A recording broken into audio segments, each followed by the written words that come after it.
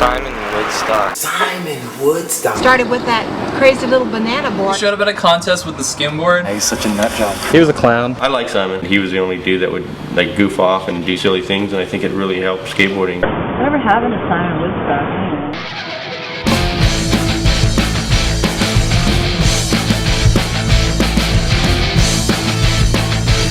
Almost hit an avalanche, blizzard conditions.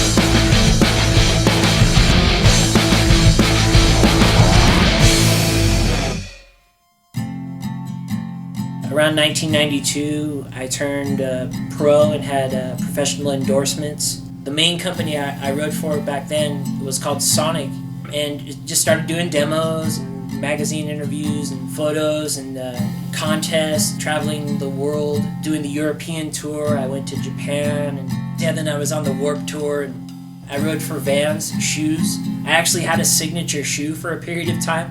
I had all this going on. Along the way, I just started making, some really bad decisions early on, I had a girlfriend and I slept with her, outside of being married.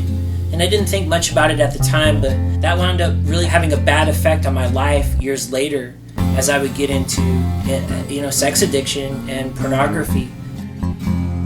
Yeah, I did the whole party thing. I was like a binge drinker. After a while, just started feeling sick.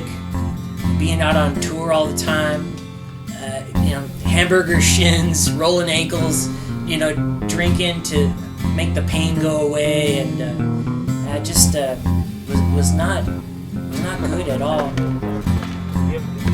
On one hand, I was living the dream. I had great sponsors. I was making a really good amount of money, making a good living. I always seemed to have like a pretty girlfriend and a nice car. And, it wasn't fulfilling my life, and I was having this like deep down need.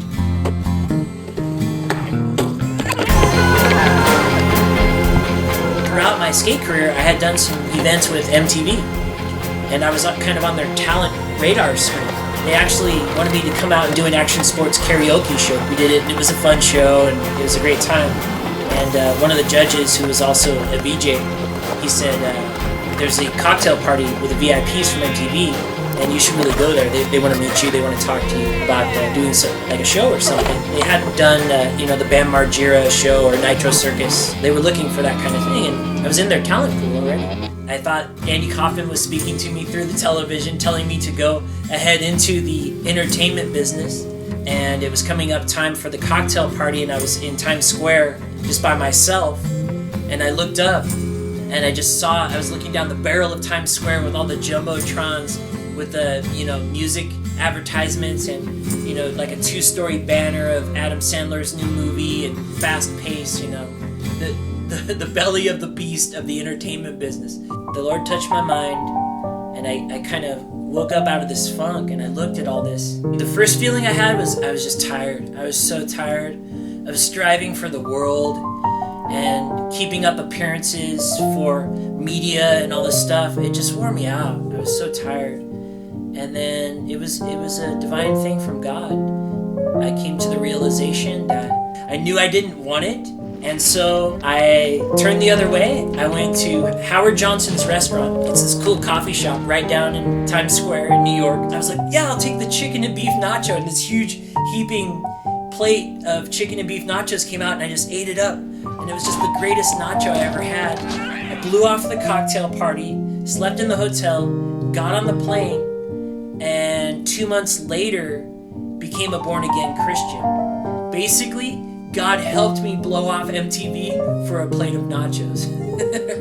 And I really haven't looked back since. About a few months later, I was in a rented room in downtown San Jose, and I was just sitting there by myself.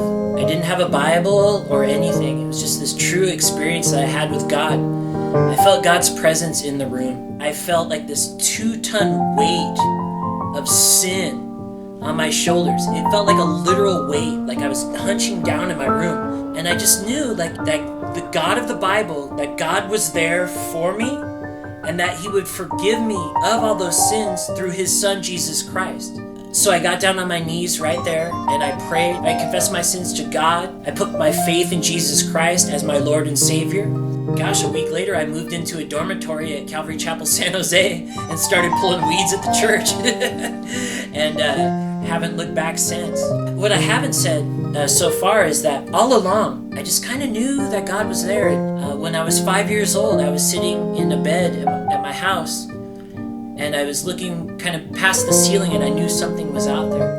And I went to YMCA summer camp where the counselors tried to share Christ with me. I dropped out of public school and high school, and my parents sent me to a Christian boarding school where a counselor there invested time in me and tried to share the gospel with me.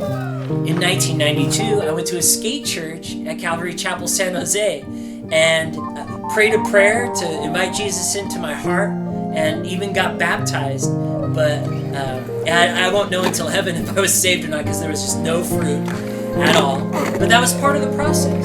And all that led up to that moment, first in New York and then in my home in San Jose, where when it was time for the rubber to hit the road, I knew it was God, the God of the Bible, and I knew it was through Jesus Christ that I'd be forgiven my sins and be saved.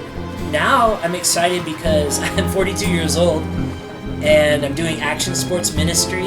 I just went and did 3 demos in Ethiopia. We went to this little village and built them a couple quarter pipes, and hundreds of kids just came out in this poor village, and they didn't even know what skateboarding was because they don't have the internet or TV. They're like, what is this? And they wanted to ride the boards, and when we landed tricks, they would kind of clap, but when we fell, they would erupt in laughter. They thought it was the greatest thing. But we used it. All the kids came out from all the nooks and crannies of the village to see the skateboarding. But I preached 3 messages too, and I shared the gospel with great response. So I'm excited to be doing action sports ministry again and skating again. It's just fun. I'm having fun with my friends and skating. Back on the board for the Lord.